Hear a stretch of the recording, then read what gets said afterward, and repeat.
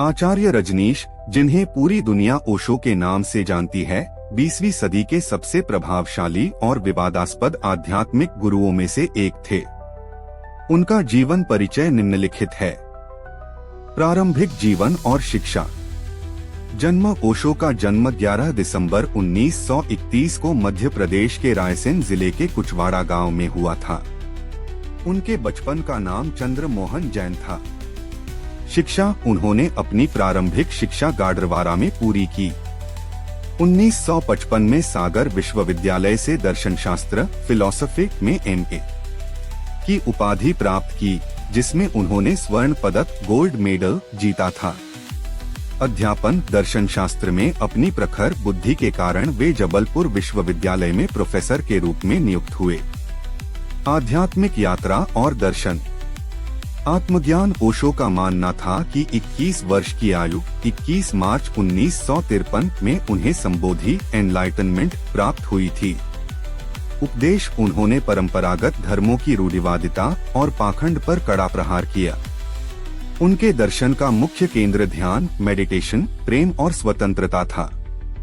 सक्रिय ध्यान dynamic meditation. उन्होंने आधुनिक मनुष्य के तनाव को दूर करने के लिए सक्रिय ध्यान जैसी अनूठी विधियों का विकास किया।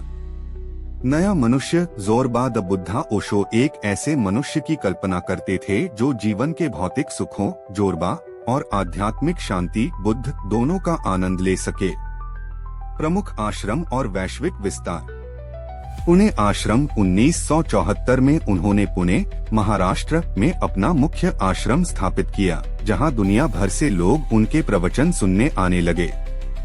रजनीशपुरम, अमेरिका। 1980 के दशक में वे अमेरिका चले गए और ओरेगन में रजनीशपुरम नामक एक विशाल शहर बसाया। हालांकि अमेरिकी सरकार के साथ विवादों के कारण उन्हें 1985 में अमेरिका छोड़ना पड़ा। महत्वपूर्ण तथ्य और लेखन।